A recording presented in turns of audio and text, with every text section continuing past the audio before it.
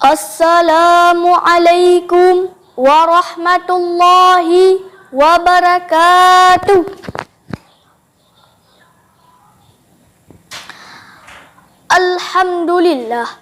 Alhamdulillahi rabbil alamin, wa bihi nasta'in ala umurid dunya waddin, wa ala alihi wa sahbihi ajma'in.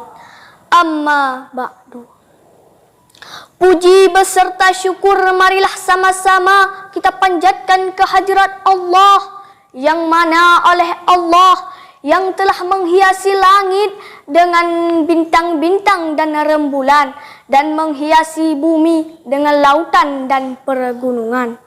Selanjutnya selawat bermahkotakan salam marilah sama-sama kita sanjung sajikan kepada pangkuan alam Nabi besar Muhammad sallallahu alaihi wasallam, yang mana oleh Rasulullah yang telah membawa kita dari alam gelap gulita kepada alam terang benderang.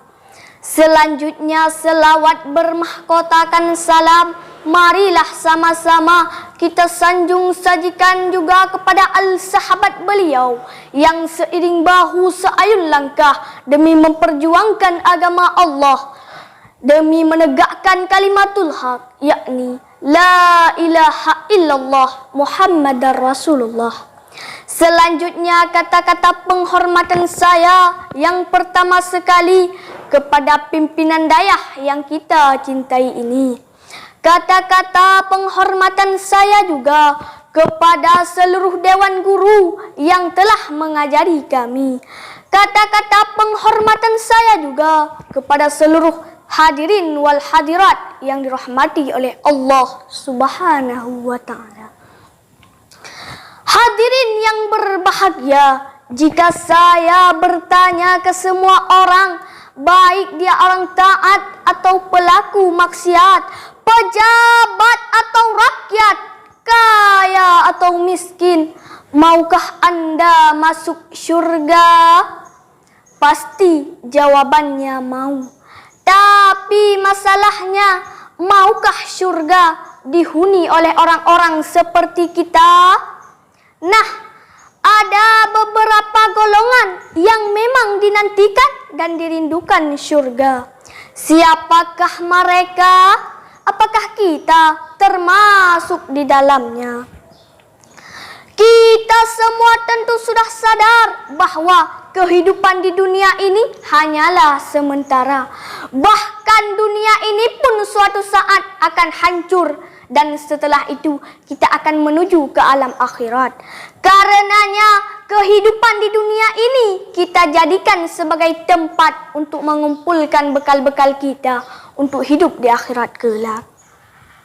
Hadirin, maka pada kesempatan yang sangat berbahagia ini, saya akan mengangkat judul pidato saya yang berjudul 4 golongan yang dirindukan syurga. Hadirin, syurga adalah negeri kesejahteraan yang disediakan Allah bagi kaum mukminin dan mukminat di akhirat. Perumpamaan syurga yang dijanjikan Allah kepada orang-orang yang bertakwa ialah seperti taman mengalir sungai-sungai di dalamnya. Demikian pula itulah tempat kesudahan bagi orang-orang yang bertakwa. Sedangkan tempat kesudahan bagi orang-orang kafir ialah neraka. Hadirin, maka golongan yang pertama, golongan orang yang dirindukan syurga ialah golongan orang yang membaca Al-Quran. Kita tahu bahwa Al-Quran merupakan pedoman hidup manusia, bukan hanya umat Islam, tapi sekali lagi pedoman manusia. Jika kita membaca 1 huruf saja, maka kita akan mendapatkan 10 kebaikan. Itu hanya membaca Allah, belum membawa, melihat dan menyentuhnya. Itu semua akan diberi pahala oleh Allah Subhanahu wa ta'ala. Hadirin, sedangkan golongan yang kedua, golongan orang yang menjaga lidah. Lidah adalah daging empuk tak bertulang, tapi bahayanya lebih tajam daripada pedang. Ada ungkapan Arab mengatakan, kalau luka karena pedang mudah untuk diobati, namun luka karena lidah hendak ke mana obat dicari. Hadirin rahimakumullah. Banyak keluarga berantakan, kawan menjadi lawan, saudara menjadi musuh karena lidah yang tak dijaga. Marilah kita jaga lidah ini, jangan sampai menyakiti, menyinggung, mengecewakan dan melukai perasaan orang lain. Kata-kata dapat menjadi mutiara, namun bila tiada baik dan berguna, lebih baik diam 1000 bahasa. Banyak wanita dan pria yang masuk neraka karena tidak menjaga lidah dengan baik. Hadirin, sebagaimana dalam hadis Nabi sallallahu alaihi wasallam dalam kitab Sahih Bukhari, "Man kana yu'minu billahi wal yaumil akhiri falyakul khairan aw liyasmut." Yang artinya, barang siapa beriman kepada Allah dan hari akhir, maka hendaklah berkata dengan baik atau hendaklah diam. Hadirin rahimakumullah.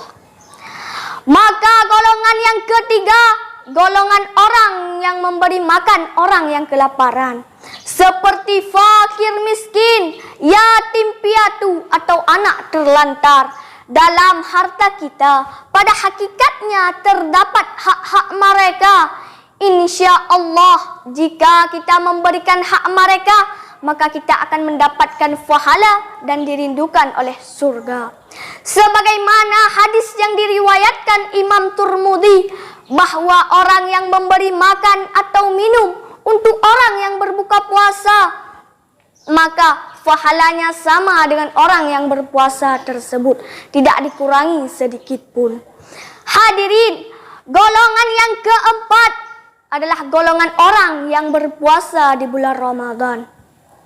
Puasa di bulan Ramadan adalah rukun Islam yang keempat yang diwajibkan kepada kita selaku orang yang beriman.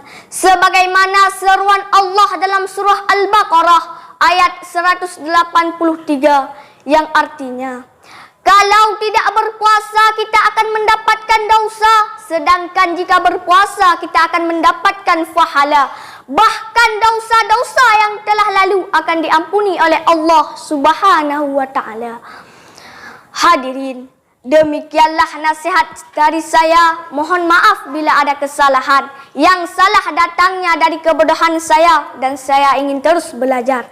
Dan jika benar itu datangnya dari petunjuk yang maha ilmu, yang maha mengajarkan manusia. Hadirin, saya akhiri dengan melafalkan wabillahi taufiq wal hidayah. Wassalamualaikum warahmatullahi wabarakatuh.